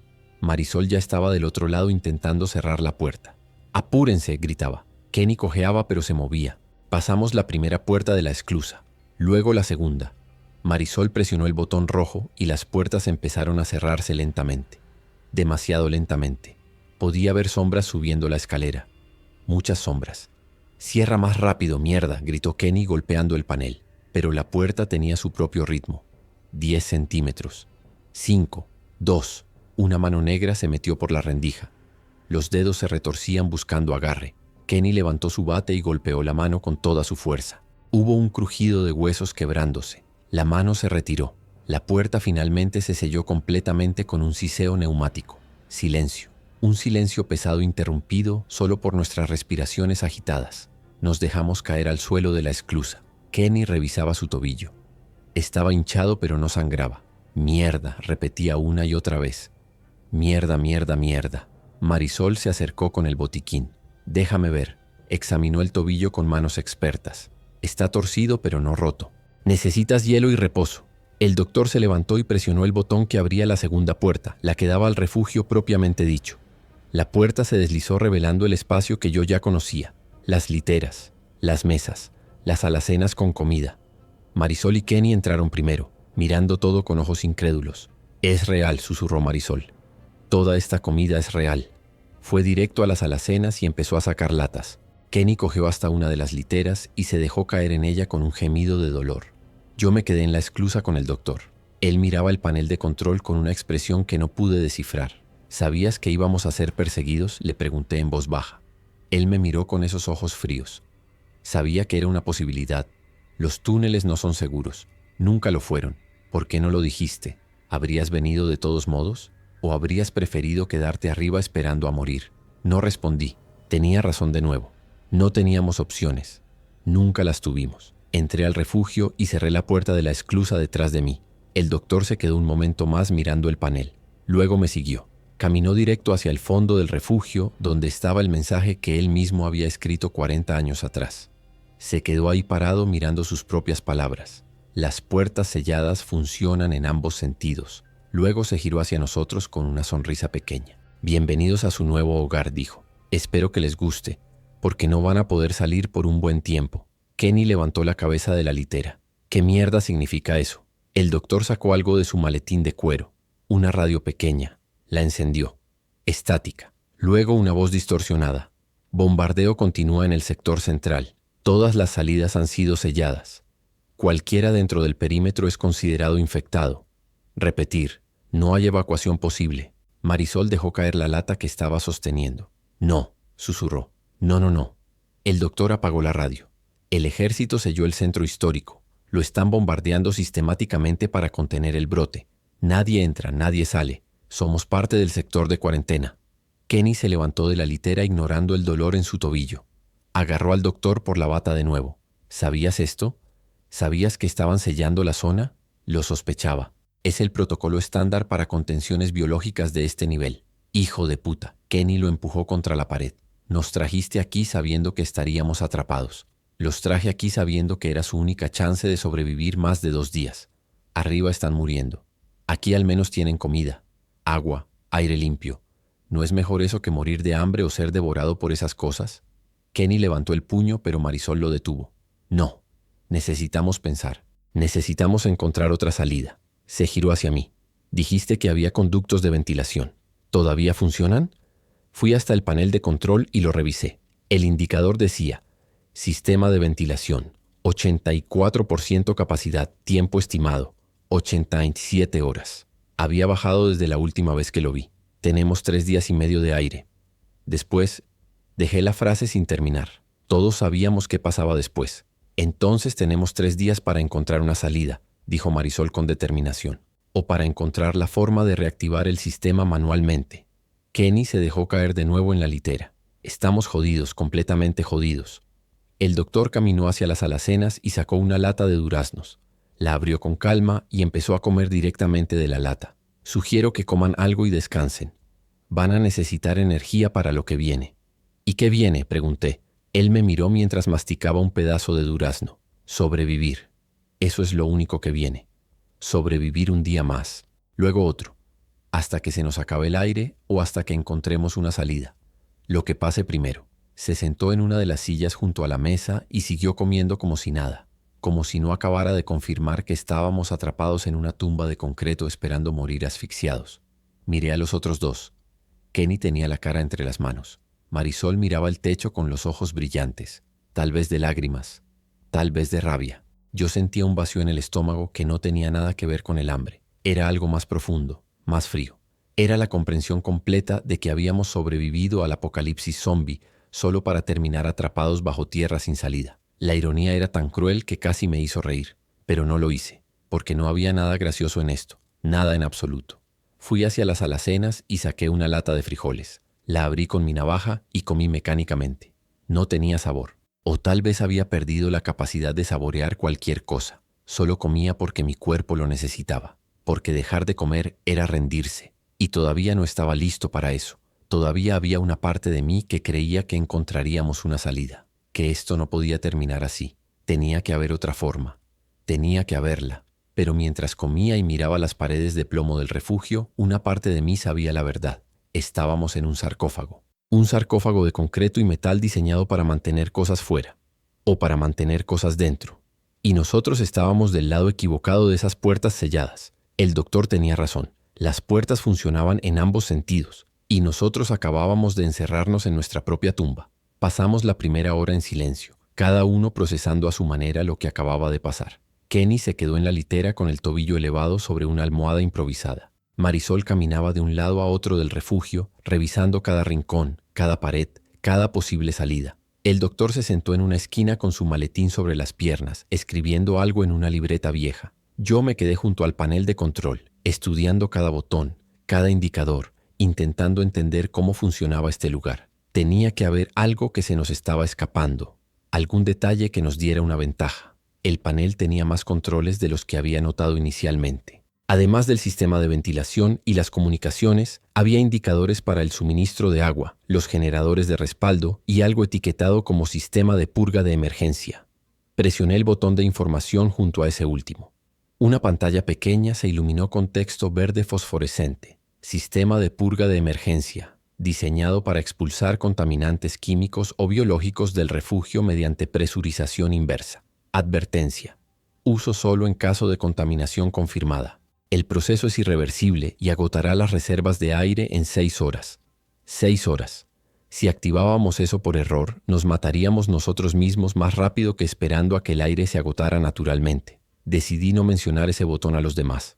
No necesitábamos más malas noticias. Seguí explorando el panel. Había un menú oculto bajo una cubierta de plástico. Lo abrí. Dentro había un teclado alfanumérico y una pantalla que pedía código de acceso administrativo. Probé algunas combinaciones obvias. Nada. El sistema estaba bloqueado, pero tal vez el doctor conocía el código. Él había trabajado aquí después de todo. Me acerqué a donde estaba sentado. Seguía escribiendo en su libreta con letra pequeña y apretada. Doctor, dije. Él levantó la vista con esa expresión neutral que siempre tenía. ¿Qué código de acceso usaban para los controles administrativos del refugio? Se quedó mirándome un momento. Luego cerró la libreta y la guardó en su maletín. ¿Por qué quieres saber eso? Porque hay un menú oculto en el panel de control. Tal vez tenga información sobre salidas alternativas o sobre cómo extender el suministro de aire. El doctor se levantó y caminó hacia el panel conmigo. Estudió la pantalla que pedía el código. Sus dedos se movieron sobre el teclado sin presionar nada, como si estuviera recordando. El código cambió varias veces durante las pruebas. El último que recuerdo era 1986LIN. Lo escribí en el teclado. La pantalla parpadeó y apareció un menú nuevo con opciones que no había visto antes. Diagnóstico de sistemas, registros de mantenimiento, protocolos de emergencia, planos estructurales. Seleccioné planos estructurales. La pantalla mostró un esquema en 3D del refugio. Era mucho más grande de lo que pensábamos. El área donde estábamos era solo la zona principal. Había secciones adicionales que no habíamos explorado. Una marcada como almacén secundario, otra como centro médico, y una tercera simplemente etiquetada como Proyecto Azul, acceso restringido. Esa última estaba en el nivel más bajo del refugio, 2 pisos por debajo de donde estábamos. ¿Qué es Proyecto Azul?, le pregunté al doctor. Su expresión se endureció levemente, algo que debería haberse quedado enterrado. Doctor, si hay algo aquí abajo que necesitamos saber, es el momento de decirlo. Él suspiró y se frotó los ojos con cansancio. Parecía haber envejecido 10 años en las últimas horas. Proyecto Azul era un experimento de control poblacional, desarrollado durante la Guerra Fría. La idea era crear un agente químico que pudiera ser dispersado sobre ciudades enemigas para hacerlas dóciles, eliminar la agresión, convertir a la gente en autómatas obedientes. Kenny había estado escuchando desde su litera. Se incorporó con dificultad. ¿Me estás diciendo que el gobierno mexicano estaba desarrollando armas químicas aquí abajo? No solo el gobierno mexicano, respondió el doctor. Era un proyecto conjunto con otras naciones. Todos querían la misma cosa: control sin violencia. Pero el agente que desarrollamos tenía efectos secundarios inesperados. En lugar de hacer a la gente dócil, los volvía vacíos. Perdían toda motivación. Dejaban de comer, de beber, de cuidarse. Morían en cuestión de semanas. Por eso el proyecto fue cancelado y el refugio sellado. Marisol se había acercado también. ¿Y ese agente todavía está aquí abajo? ¿En ese nivel? Debería estar almacenado en contenedores criogénicos, dijo el doctor. Completamente sellado. Pero sin mantenimiento durante 40 años, no puedo garantizar que los sellos sigan intactos. Un silencio pesado cayó sobre nosotros. Genial, dijo Kenny con amargura. Así que no solo estamos atrapados sin salida, también estamos sentados sobre un barril de armas químicas que podrían estar fugándose en este preciso momento. El doctor negó con la cabeza. Si hubiera una fuga ya estaríamos muertos. O peor, el agente actúa en minutos. Volví a mirar el esquema en la pantalla. ¿Hay alguna salida en ese nivel inferior? El doctor se acercó y amplió el esquema. Señaló un punto en el extremo del nivel de Proyecto Azul. Aquí, hay un túnel de evacuación de emergencia. Fue diseñado como salida para el personal en caso de que el agente se liberara accidentalmente. Lleva directo al sistema de alcantarillado de la ciudad. Desde ahí se puede acceder a varios puntos de salida en la superficie. Finalmente, una salida real. ¿Por qué no mencionaste esto antes?, le preguntó Marisol con rabia en la voz. Porque no estaba seguro de que siguiera accesible, respondió el doctor con calma. Y porque bajar ahí es extremadamente peligroso. Si los contenedores criogénicos fallaron, ese nivel entero está contaminado. Cualquiera que baje moriría antes de llegar a la salida. Pero si no bajamos, morimos de todos modos cuando se acabe el aire, dije. Al menos esto nos da una oportunidad. Kenny se levantó de la litera, probando su peso en el tobillo lesionado. Hizo una mueca pero se mantuvo de pie. Hagámoslo. Prefiero morir intentando escapar que asfixiándome lentamente aquí arriba. Marisol asintió. Estoy de acuerdo. ¿Cuándo bajamos? Miré el indicador de aire en el panel. Todavía tenemos 87 horas. Si vamos ahora y algo sale mal, perdemos tiempo valioso. Pero si esperamos demasiado, estaremos muy débiles por la falta de oxígeno. El doctor pensó un momento. Sugiero que descansemos primero. Comamos bien, recuperemos fuerzas. En 6 horas estaremos mejor preparados para lo que encontremos abajo. Tenía sentido. Todos estábamos exhaustos física y mentalmente. De acuerdo. 6 horas de descanso. Luego bajamos. Organizamos turnos de vigilancia, aunque no estábamos seguros de qué estábamos vigilando exactamente. Las puertas estaban selladas. No había forma de que esas cosas entraran, pero algo en este lugar me ponía nervioso. Una sensación de ser observado que no podía quitarme de encima. Kenny tomó el primer turno. Se sentó junto a la puerta de la esclusa con su bate sobre las rodillas. Marisol y yo nos fuimos a las literas. El doctor se quedó en su esquina, escribiendo de nuevo en su libreta. No preguntamos qué escribía. Probablemente no queríamos saberlo. Me recosté en una de las literas, pero no pude dormir. Cada vez que cerraba los ojos veía esas manos negras y podridas agarrando el tobillo de Kenny. Escuchaba los gorjeos húmedos de esas cosas en los túneles. Sentía el peso de toneladas de concreto sobre mi cabeza. Estábamos enterrados vivos.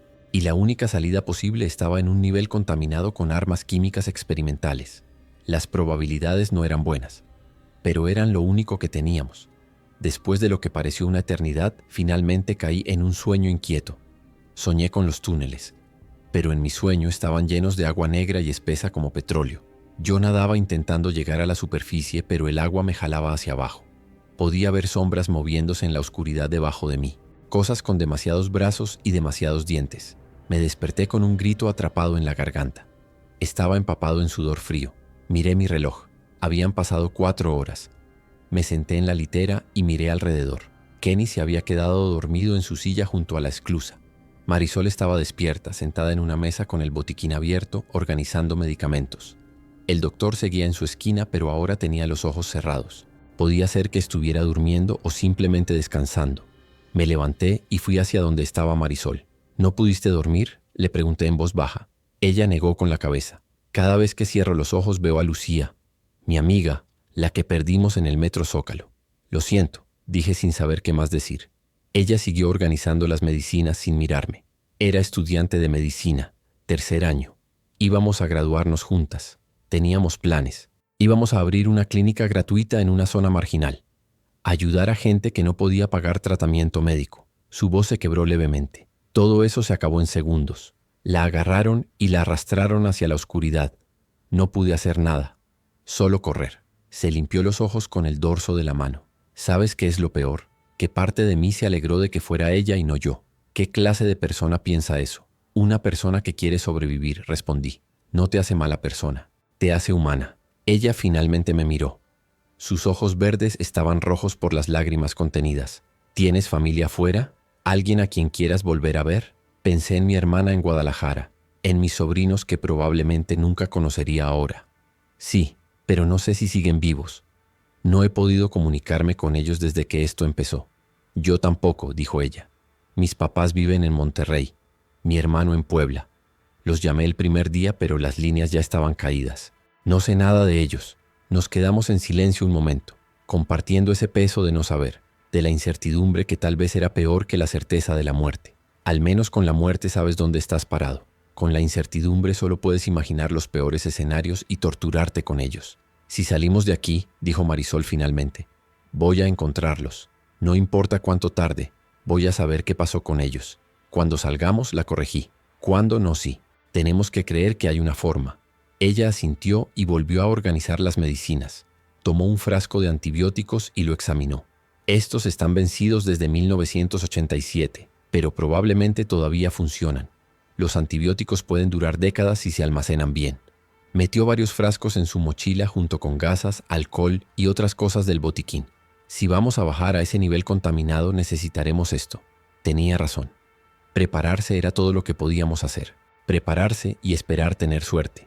Kenny se despertó con un ronquido fuerte. Se frotó los ojos y miró alrededor desorientado por un momento. Luego recordó dónde estaba y su expresión se ensombreció de nuevo. ¿Cuánto tiempo dormí?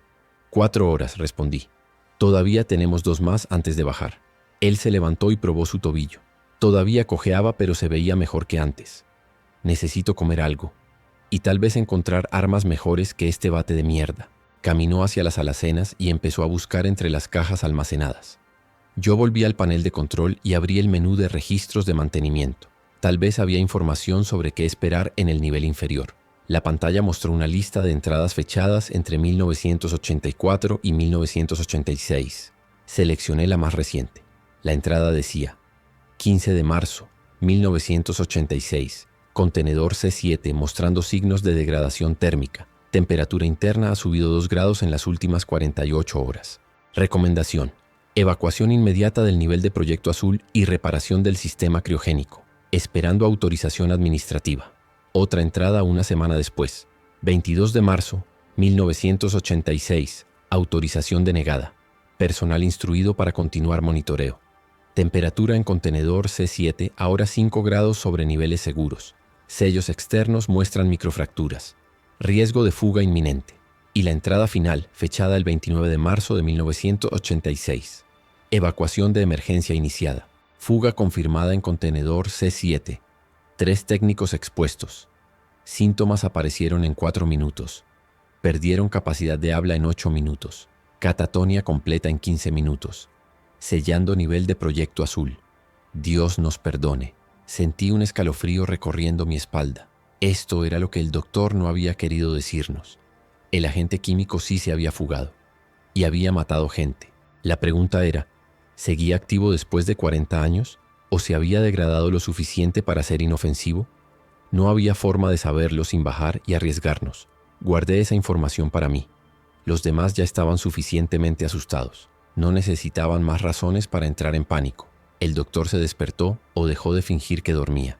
Se levantó y caminó hacia el baño sin decir palabra. Escuché el agua corriendo. Al menos las tuberías todavía funcionaban. Cuando salió se veía un poco más presentable. Se había lavado la cara y peinado el cabello hacia atrás. ¿Encontraste algo interesante en los registros? Me preguntó como si supiera exactamente qué había estado haciendo. Solo información técnica, mentí. Nada relevante. Él me miró con esos ojos penetrantes que parecían ver a través de las mentiras, pero no dijo nada, solo asintió y fue a buscar comida. Kenny había encontrado algo en una de las cajas del fondo, un maletín metálico con el símbolo de protección civil. Lo abrió y silbó. Miren esto. Adentro había equipo de emergencia, linternas de mano, máscaras antigás, trajes de protección química ligeros empaquetados en plástico sellado y algo más, bengalas. Docenas de bengalas de señalización. Esto nos puede servir, dijo Kenny sacando las máscaras. Si hay contaminación química abajo, al menos tendremos algo de protección. Marisol tomó una de las máscaras y la examinó. Estas son de filtro. Solo protegen contra partículas y algunos gases. Si el agente del doctor es volátil y penetra la piel, no servirán de nada. Mejor que nada, respondió Kenny guardando varias máscaras en su mochila. También tomó los trajes de protección y las bengalas. Yo tomé una linterna adicional y la probé. Funcionaba perfectamente. Las baterías estaban frescas. Alguien había estado manteniendo este equipo actualizado. ¿Pero quién? ¿Y cuándo? ¿Había habido gente bajando aquí regularmente antes de que todo colapsara? No tenía sentido pensar en eso ahora. Solo importaba que teníamos mejor equipo del que pensábamos. Miré mi reloj. Habían pasado las 6 horas. Era el momento. Es hora, dije. Los otros 3 se giraron hacia mí. Kenny asintió y se ajustó su mochila. Marisol hizo lo mismo. El doctor solo me miró con esa expresión neutral que tanto me perturbaba. Recuerden, dijo, una vez que bajemos al nivel de Proyecto Azul, no hay vuelta atrás. Las escaleras solo van en una dirección para prevenir contaminación inversa. O encontramos la salida o morimos intentándolo. Entendido, dijo Kenny. Vamos. Caminamos hacia el fondo del refugio donde, según el esquema, había una puerta de acceso al nivel inferior. La encontramos oculta detrás de una estantería que tuvimos que mover. Era una puerta pesada de acero con múltiples sellos de goma alrededor del marco. Tenía una rueda de cierre como las de los submarinos y un cartel oxidado que decía Proyecto Azul, nivel restringido, solo personal autorizado, equipo de protección obligatorio. Kenny giró la rueda. Chirrió, pero se movió. Poco a poco los sellos se fueron liberando con siseos de aire presurizado. Cuando finalmente la puerta se abrió, una bocanada de aire frío nos golpeó la cara. Olía a químicos viejos y a algo más. Algo orgánico y podrido. Marisol se cubrió la nariz. Dios mío, ¿qué es ese olor? El doctor se puso una de las máscaras antigás antes de responder. Su voz sonaba amortiguada a través del filtro. Ese es el olor de Proyecto Azul. Pónganse las máscaras. Ahora. Nos pusimos las máscaras rápidamente. El olor disminuyó pero no desapareció completamente. Podía sentirlo en la parte trasera de mi garganta, dulce y enfermizo, como flores muertas mezcladas con productos de limpieza. Encendí mi linterna y apunté hacia la puerta abierta. Del otro lado había una escalera de metal que descendía en espiral hacia la oscuridad. No podía ver el fondo, solo negro. Yo voy primero, dije. Síganme de cerca y no toquen nada. Empecé a bajar la escalera. El metal estaba frío incluso a través de mis guantes. Los escalones estaban cubiertos de una capa fina de algo que parecía condensación pero era más viscoso, como aceite ligero. Cada paso producía un eco hueco que se perdía en la oscuridad debajo. Bajé 20 escalones. 30, 50. La escalera parecía no tener fin. Finalmente, después de lo que debieron ser 80 o 90 escalones, mi pie tocó suelo sólido. Había llegado al nivel de Proyecto Azul. Iluminé el espacio con mi linterna. Era un pasillo largo con paredes de metal pulido. Pero el metal estaba corroído en varios lugares. Manchas de óxido rojizo se esparcían como sangre seca. Y había algo más. Marcas en el suelo, como si alguien hubiera sido arrastrado. Las marcas llevaban hacia el fondo del pasillo donde había una luz parpadeante, una luz azul. De ahí venía el nombre del proyecto. Los otros 3 bajaron y se quedaron a mi lado mirando el pasillo. Esto no me gusta, susurró Kenny a través de su máscara. Para nada. A mí tampoco, admití. Pero es el único camino. Empecé a caminar por el pasillo siguiendo las marcas en el suelo. Las paredes tenían ventanas de observación que daban a laboratorios. Miré dentro de uno. Había mesas de trabajo con equipo científico cubierto de polvo, microscopios, centrífugas, tubos de ensayo rotos desparramados por el suelo. Y en una esquina, algo que me hizo detenerme. Un cuerpo, o lo que quedaba de un cuerpo. Estaba en posición fetal, la ropa hecha jirones, la piel. La piel había tomado un tono azul grisáceo, como si se hubiera asfixiado, pero llevaba muerto 40 años. Debería ser solo huesos. No miren, dije a los demás, pero ya era tarde. Marisol había visto el cuerpo también. Se llevó una mano a la boca incluso con la máscara puesta. ¿Qué le pasó?, preguntó con voz temblorosa. El doctor se acercó a la ventana y observó el cuerpo con interés clínico. Exposición prolongada al agente. Detiene todos los procesos metabólicos, incluyendo la descomposición. Ese cuerpo está momificado químicamente. Podría permanecer así durante siglos. Kenny lo agarró del hombro.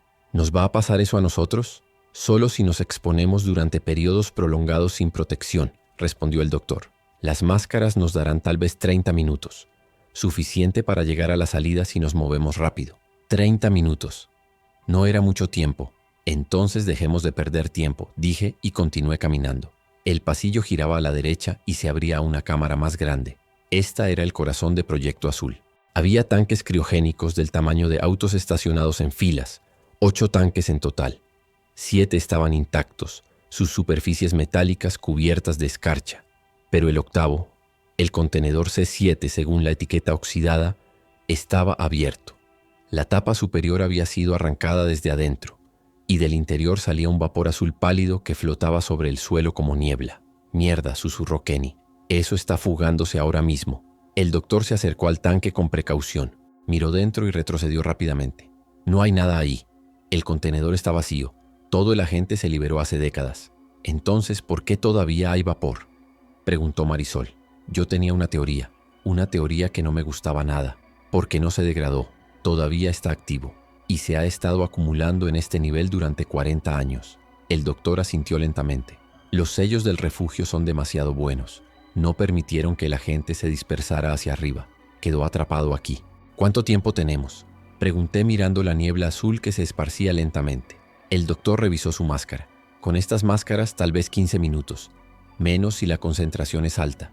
15 minutos. Teníamos que encontrar esa salida de emergencia en 15 minutos o menos. ¿Dónde está el túnel de evacuación? El doctor sacó un pequeño plano del bolsillo de su bata. Lo había tenido todo este tiempo. Al otro lado de esta cámara. Hay otra puerta que lleva a un pasillo final. El túnel está al fondo. Miré la cámara. Tendríamos que atravesar la niebla azul. No había otra forma. Cúbranse con los trajes de protección, dije. Rápido. Nos pusimos los trajes ligeros sobre nuestra ropa. Eran delgados como plástico, pero al menos eran algo. Kenny ayudó a Marisol con su traje. Yo ayudé al doctor. Cuando todos estuvimos listos, me preparé para entrar en la niebla. Aguanten la respiración tanto como puedan. No inhalen más de lo necesario. Y corran. Corran como si el infierno los persiguiera. Porque básicamente así era. Entré primero a la niebla azul. Era fría. Mucho más fría de lo que esperaba. Podía sentirla penetrando a través del traje, buscando cualquier abertura. Mi piel empezó a hormiguear donde la niebla hacía contacto. Corrí hacia el otro lado de la cámara. Los tanques criogénicos pasaban a mi lado como sombras metálicas en la neblina. Podía escuchar a los otros corriendo detrás de mí, sus respiraciones agitadas a través de las máscaras. Y entonces escuché algo más, un sonido que no debería estar ahí. Un gemido bajo y lastimero, como el llanto de un niño. Venía de más adelante. El gemido se hizo más fuerte conforme avanzaba por la niebla azul. No era un sonido humano, o al menos no completamente humano. Tenía algo mecánico, como si viniera de una garganta dañada que apenas pudiera producir sonido. Salí de la niebla hacia el pasillo del otro lado y lo que vi me hizo detenerme en seco. Había alguien ahí, una figura sentada contra la pared. Vestía lo que alguna vez había sido un traje de protección completo, pero ahora estaba hecho jirones. Y la persona dentro estaba viva. De alguna forma imposible, seguía viva después de 40 años. Su piel era del mismo tono azul grisáceo que el cuerpo que habíamos visto antes, pero esta persona se movía. Sus ojos estaban abiertos, mirando al frente sin ver nada, y de su boca salía ese gemido constante. No intentaba comunicarse, no pedía ayuda, solo emitía ese sonido como un disco rayado reproduciendo la misma nota una y otra vez. Los otros salieron de la niebla detrás de mí. Marisol gritó cuando vio a la figura. Kenny levantó su bate instintivamente. El doctor se quedó quieto, observando con esa expresión clínica que me revolvía el estómago. «¿Qué mierda es eso?», preguntó Kenny sin bajar el bate. El doctor se acercó lentamente a la figura. La examinó sin tocarla. Es uno de los técnicos expuestos en 1986. El agente lo mantiene en un estado de animación suspendida. No está realmente vivo, pero tampoco puede morir. Atrapado entre ambos estados indefinidamente. Marisol se cubrió la boca con las manos. Dios mío, 40 años. Ha estado aquí sentado durante 40 años sin poder morir. La figura giró lentamente su cabeza hacia nosotros. Sus ojos muertos nos miraron sin reconocimiento. El gemido continuó sin cambios. No podíamos hacer nada por esa persona. Lo que fuera que había sido, ya no existía. Solo quedaba este cascarón vacío produciendo sonido. Tenemos que seguir, dije con voz tensa. No podemos ayudarlo. Kenny asintió, pero no apartaba la vista de la figura. Si me pasa eso, dijo, júrenme que me matarán. No me dejen así. Te lo juro, respondí. Y lo decía en serio. Cualquier cosa era mejor que este destino. Pasamos junto a la figura. El gemido nos siguió por el pasillo como un eco fantasmal. No me giré para mirar atrás. No quería ver si nos seguía con la mirada. El pasillo terminaba en otra puerta de acero. Esta tenía una ventanilla de vidrio reforzado. A través de ella podía ver el túnel de evacuación. Era circular, construido con segmentos de concreto como los túneles del metro, y estaba iluminado. Luces de emergencia todavía funcionaban después de todos estos años. Eso significaba que el generador seguía alimentando este nivel. Había esperanza. Kenny intentó abrir la puerta, pero estaba bloqueada. Está sellada desde fuera, dijo tirando de la manija. El doctor se acercó al panel de control junto a la puerta. Necesitamos el código administrativo de nuevo. Escribió la misma combinación que había usado arriba. La puerta emitió un pitido y los seguros se liberaron con un clic metálico. Empujamos la puerta y entramos al túnel. El aire aquí era diferente, más fresco. Podía sentir una corriente viniendo del otro extremo. Ventilación activa.